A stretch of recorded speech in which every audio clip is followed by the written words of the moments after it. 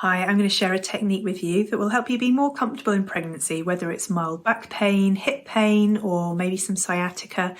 But this technique also helps your baby's positioning, getting it ready to be in a good position during pregnancy, but also during the labour itself. So let's get started.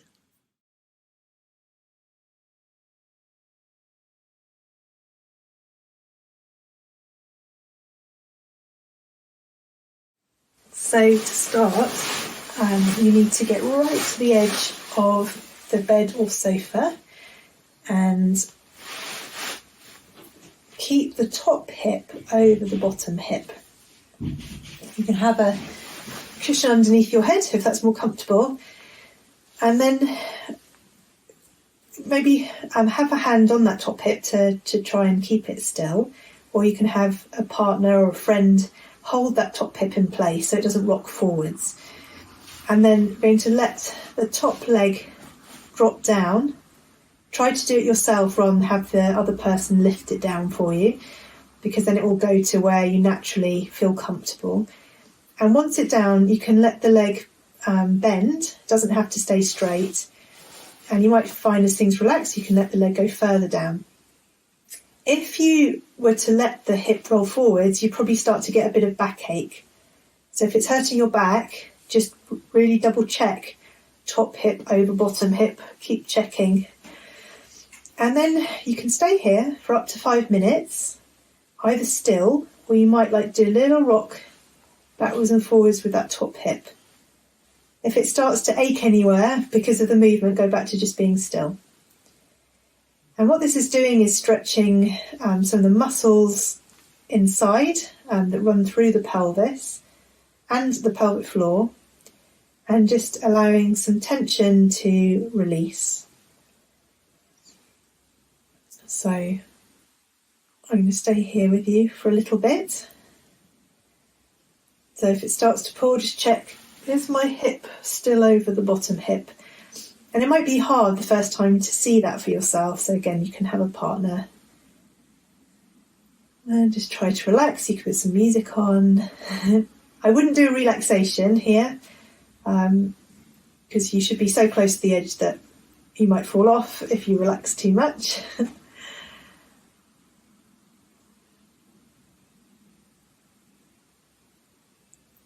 So I'm just going to stay here for the amount of time that I want you to try it for the first time that you do it. Just let the breath be relaxed. And sometimes people can start to feel quite sleepy here. It might feel quite strong. You might feel some warmth around the hip and to the buttock. But it shouldn't hurt anywhere. If it hurts, stop doing it. As I said, you might find it relaxing and actually feel a bit sleepy. Yeah, and you see, and now I can let that leg relax even more.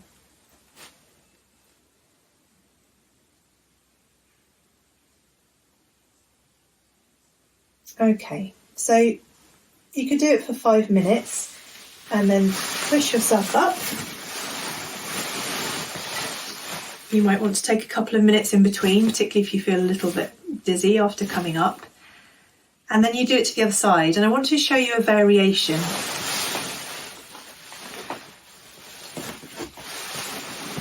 So if you find that really quite intense, what we just did, you can have a chair, like a dining room chair, or you can have a stool like I've got here.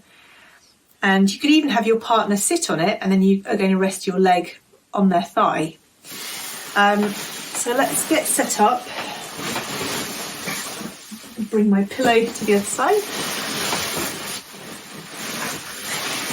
So you want to be as straight as you can on the edge of the bed.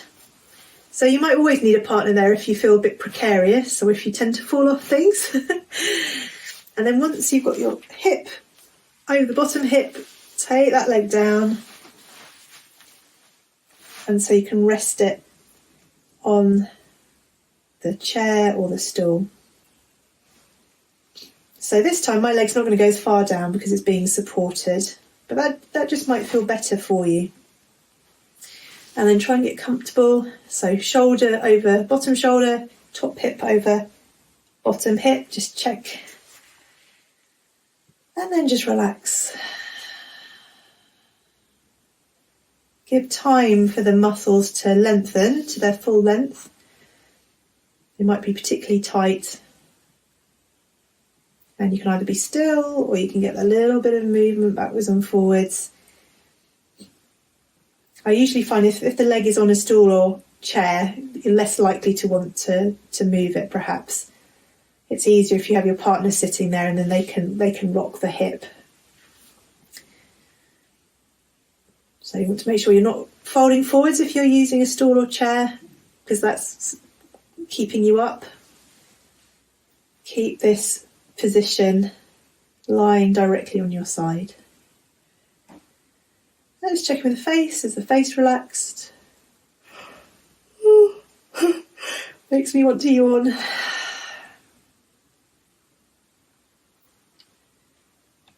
Yeah, I can feel that relaxing even more now. So you need to give time for the body to release. The body's got to know that it can trust what's happening before it lets go. Okay, and so you can keep on doing that for 5 minutes. Initially, always make sure you do both sides.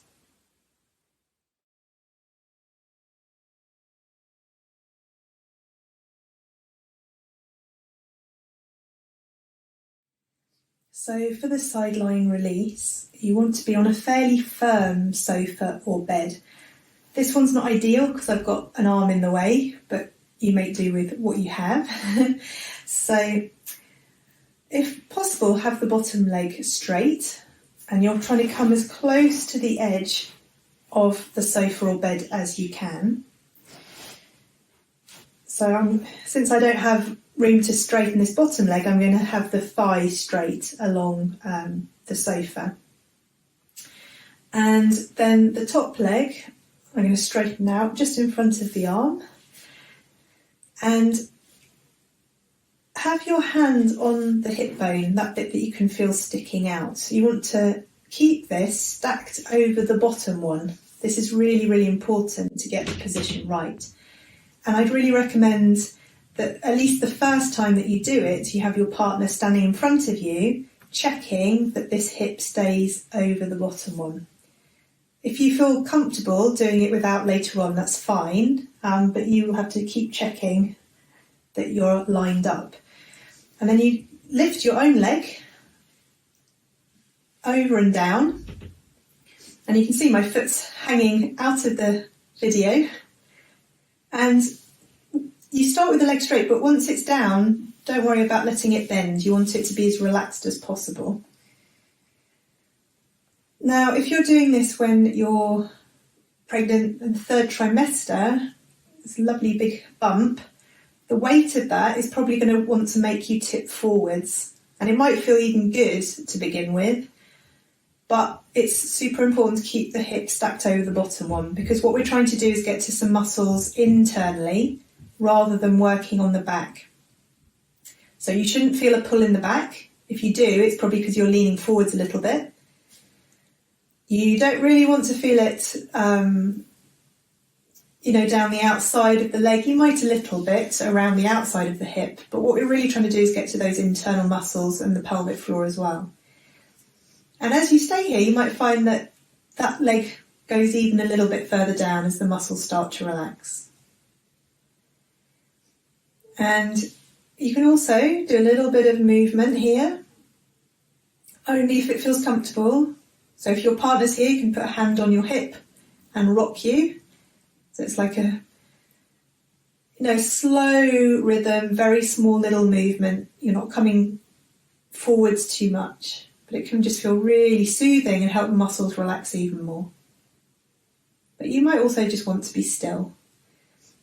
And you wouldn't practice a relaxation like this because you're right on the edge and you need to keep checking in. Is my top hip over the bottom hip? And then once you've done that for about 5 minutes, you get up and do it to the other side. And you might notice a difference from side to side. One side might feel tighter, the leg might not go down as far. but try and always do both sides so you're as balanced as possible.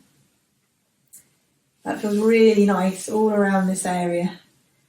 Let's bring the leg back up, and to come up you can push into the hands, swing the legs down at the same time. So even if you've got pelvic pain, you can come up, keep the legs together, and it might actually be really good if you've got pelvic pain to do that. It might give you a lot of relief. So it's a very straightforward technique that can have big benefits. I've created a handout for you that you can put with your antenatal notes or your birth plan that you can then show your midwife or the birth professional looking after you with all the benefits, contraindications, how to do it. So if you go to tessayoga.co.uk/SLR for sideline release, you'll find it there. You can download it for free and print it off. So if you found this useful, please subscribe, and then you'll get the new videos as they emerge. And remember, check out the relaxations as well. Thank you for joining me.